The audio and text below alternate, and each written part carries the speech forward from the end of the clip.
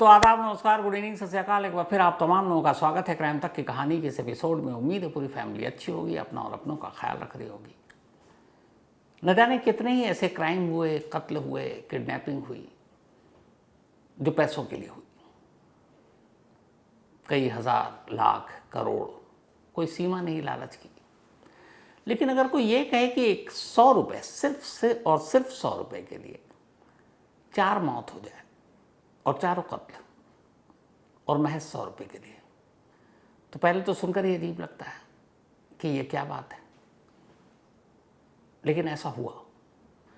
100 रुपये ने न सिर्फ 4 लोगों की जान ली, बल्कि इसी 100 रुपये की वजह से पूरे करीब 10 से 11 साल तक एक लंबी दुश्मनी चली। और उस दुश्मनी का अंत हुआ 4 जानों के बाद, जब 4 लोगों की जान चली गई।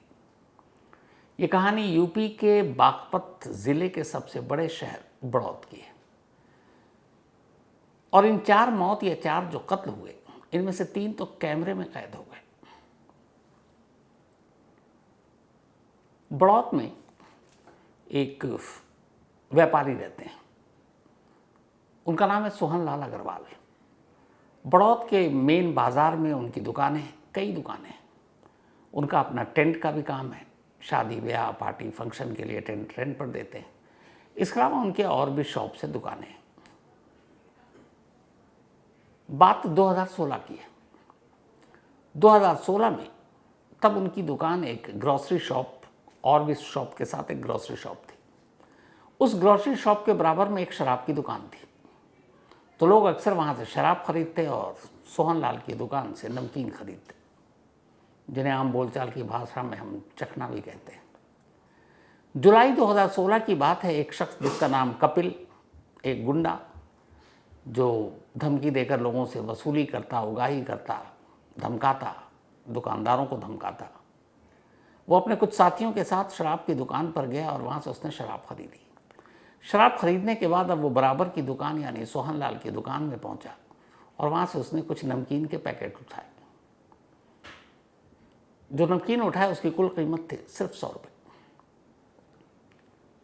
सोहन लाल ने उसे नमकीन दिया, उसके बाद उसे बताया 100 रुपये हो गए। कपिल को लगा कि ये दुकानदार मुझसे 100 रुपये कैसे मांग सकता है, मैं तो यहाँ का गुंडा हूँ, दादा हूँ, 100 रुपये क्यों दूँ। वो बिना पैसा दिए हुए जाने लगा। सोहन लाल ने उसे फिर टोका और इस बात को लेकर दोनों में बहस हो गई। और फिर धमका कर कपिल अपने गुंडों के साथ वहाँ से निकल गया। चला तो गया, लेकिन उसके दिल में ये बात घर कर गई कि इतने लोगों के सामने उसने मुझसे 100 रुपये मांगे, तो फिर मेरी क्या दादागिरी की इज्जत रहेगी। कुछ वक्त बीता, फिर एक रोज़ वो अपने साथियों के साथ वहीं पहुंचता है और फिर से सोहन लाल से झगड़ा करता है। इसके बाद अचानक इसी झगड़े के दौरान गोलियां चलती हैं। जब गोली चली तो दूसरी तरफ से भी चली। आसपास के दुकानदार आ गए, बहुत सारे लोगों के पास वहाँ पे अपनी अपनी बंदूकें थी, लाइसेंसी। बड़ौत बागपत का इलाका ऐसा है जहाँ छीना झपटी ये सारी चीज़ें बहुत होती हैं।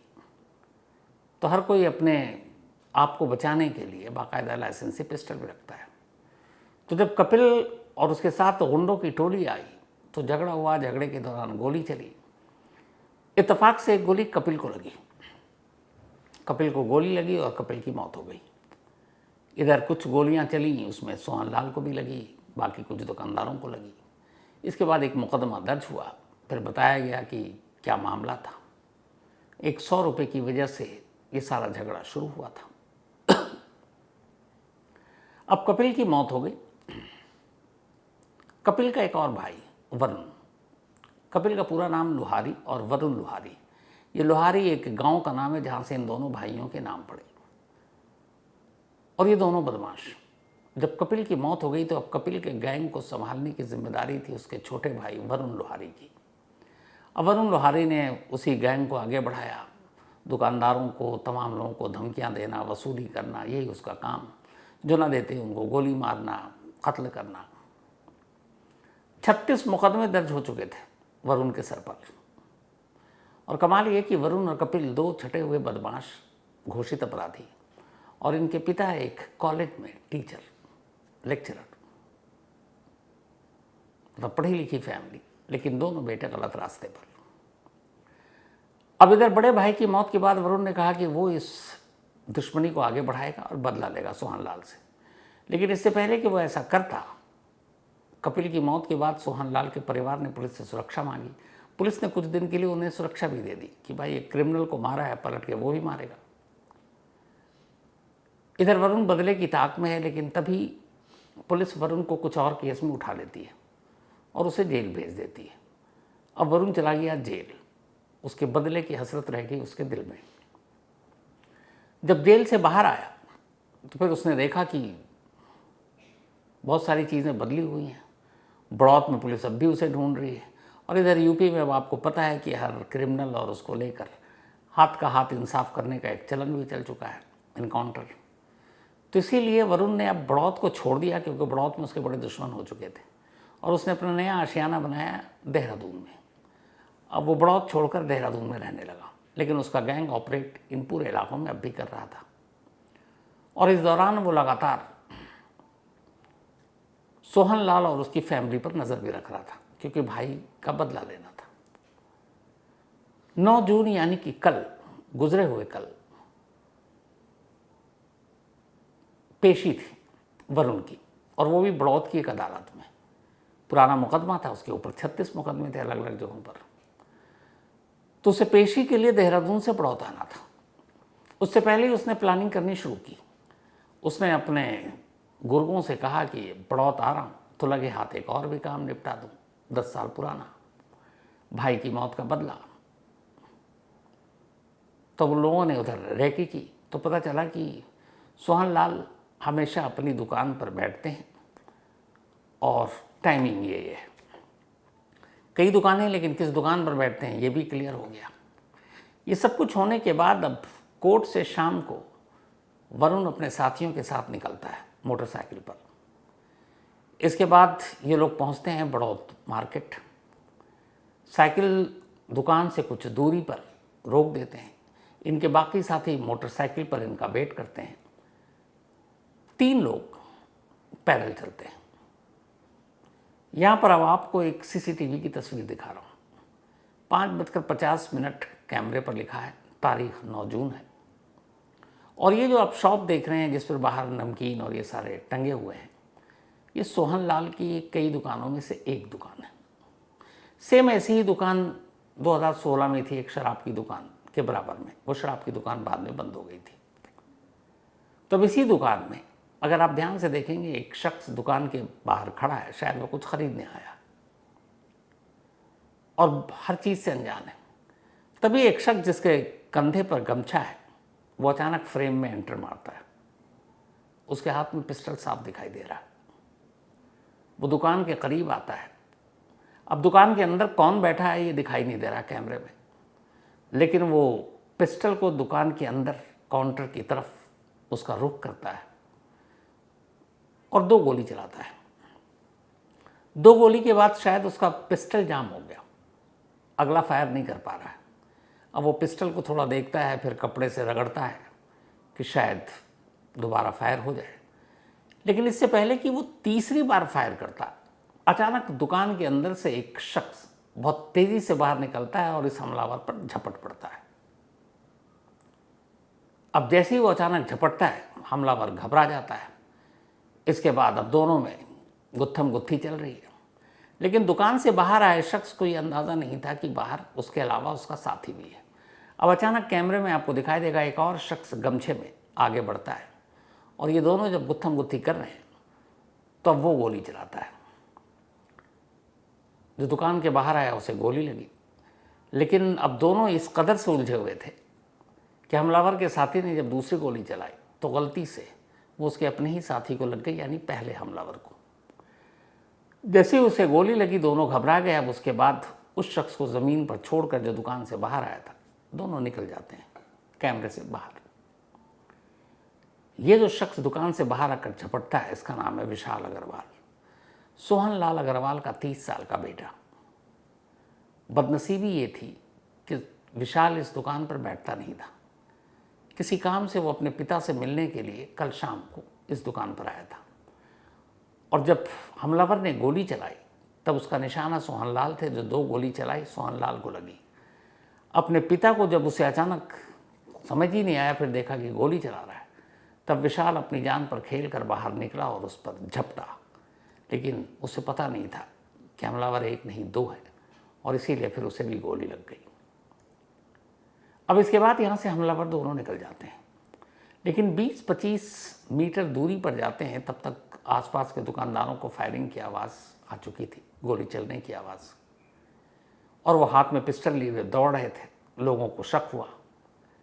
20-25 मीटर दूर एक पेट्रोल पंप, ठीक वहाँ पे ये लोग अपने मोटरसाइकिल पर बैठना चाहते थे, जो बाकी इनके साथी इंतज़ार कर रहे थे, लेकिन तब तक भीड़ ने मेन शूटर को पकड़ लिया। उसका साथी तो भाग गया, लेकिन जिसे गोली लगी थी शूटर, उसे पकड़ लिया। पकड़ने के बाद उसकी बहुत पिटाई की, और उसी भीड़ में से एक शख्स जिसके पास पिस्टल, उसने एक के बाद एक 4 गोली मारी उस हमलावर को। थोड़ी देर के बाद पुलिस आई। जब पुलिस आई तो वो शख्स ज़मीन पर पड़ा है, फिर भी भीड़ में एक शख्स उसे और गोली मारना चाहता है। बड़ी मुश्किल से पुलिस ने उसे रोका। इसके बाद पुलिस उसे उठाकर अस्पताल ले जाती है। उधर दुकान में जिस दिन 2 लोगों को गोली मारी गई, उन्हें भी उठाकर अस्पताल ले जाया जाता है।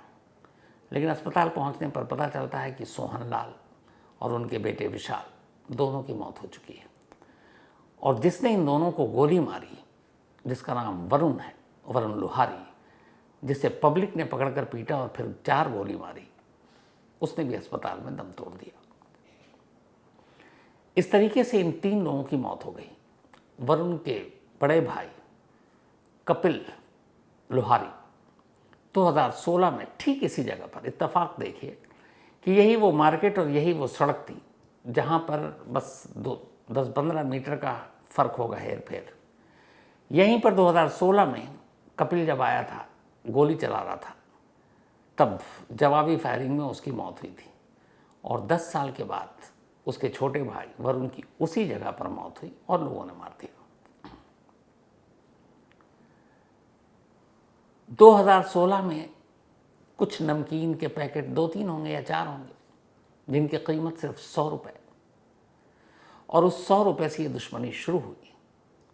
100 रुपये के चक्कर में सबसे पहले तो वही जिसने दुश्मनी शुरू की, कपिल, वो मारा गया, और उसके बाद 9 जून को सोहनलाल, उनके बेटे, और फिर वरुण जो अपराधी है। यानी 4 लोगों की जान चली गई महज 100 रुपये के लिए। वरुण इतना बदनसीब कि बहुत कम अपने दुकान आता था। कल शायद उसे मौत खींच ले आई थी। अभी दिसंबर में उसकी शादी हुई थी। उसकी वाइफ 2 महीने की प्रेगनेंसी है, उसको सिर्फ 2 महीने की प्रेग्नेंट है। 6 महीने पहले शादी हुई। एक बहन है विशाल की, जो मूक बधिर है, न बोल सकती हैं न सुन सकती हैं। सोहनलाल और उनके बेटे के जाने के बाद अब घर में कायदे से देखें तो सास और बहू बची हैं, और एक दिव्यांग बहन। उधर पुलिस ने अब वरुण के फादर जो है उनको उठा लिया है, जो टीचर थे, और उनसे पूछताछ हो रही है। बाकी कितने साथी से और भी इसमें शामिल थे, उनको पकड़ने के लिए 10 टीमें बना दी गई हैं। लेकिन इस सोहनलाल और विशाल के कत्ल के बाद बड़ौत के उस मार्केट में लोग इतने गुस्से में कि आज पूरे बड़ौत को उन्होंने बंद रखा, दुकानें बंद रखी। और उनकी मांग क्या है? उनकी मांग ये है कि ठीक है, कपिल और वरुण मारा गया, लेकिन इसमें जो और लड़के शामिल हैं, हमें इंसाफ चाहिए। और इंसाफ की क्या मांग कर रहे हैं? वही जो आजकल यूपी पुलिस के चलन में है, मतलब हाथों हाथ, ऑन द स्पॉट इंसाफ, यानी इनकाउंटर। तो जो यूपी पुलिस ने अब तक किया है, अब ये लोग भी उसी चीज़ की मांग कर रहे हैं कि जितने भी लड़के हैं उनको पकड़ो और सज़ा वज़ा मत दो, सीधे इनकाउंटर करो। अब यूपी पुलिस परेशान है कि वो क्या करे, उन्हें पकड़े, इनकाउंटर करे, लेकिन शुरुआत तो उन्होंने की है। अब आजकल हर दूसरे तीसरे केस में यही इंसाफ हो रहा है। तो अब यहाँ पर यूपी पुलिस पे ये प्रेशर भी है कि सिर्फ गिरफ्तारी से काम नहीं चलेगा, जो आपने एक सिलसिला शुरू किया है उसी की अब लोग मांग कर रहे हैं। बड़ी मुश्किल से व्यापारियों को समझाया गया, लेकिन उन्होंने कहा है कि वो विरोध प्रदर्शन करेंगे अगर पुलिस ने उनकी बात नहीं मानी। तो मैंने जैसा आपको शुरू में कहा कि न जाने कितने पैसों के लिए क्या क्या कैसे कैसे कत्ल हुआ। लेकिन इस पूरी कहानी का अगर आप निचोड़ देखें, 100 रुपये आज के, खैर इस दौर में, महंगाई के दौर में, इसकी क्या वैल्यू है। और ख़ासतौर पर जब हम ये देखें कि सामने 4 इंसान जिनकी मौत हुई, 4 लोग जिनका कत्ल हुआ, जिनमें 2 क्रिमिनल और 2 बेकसूर बाप बेटे। लेकिन सच्चाई यही है कि इसी एक 100 रुपये के लिए, सिर्फ 100 रुपये के लिए 10-11 साल लंबी दुश्मनी चली और 4 इंसानी जान गई। तो ये थी अफसोसनाक कहानी। इस कहानी में आज इतना ही। अब आपसे मुलाकात होगी कल रात 9 बजे किसी नई कहानी के साथ। तब तक अपना और अपनों का ख्याल रखिएगा। Thank you very much.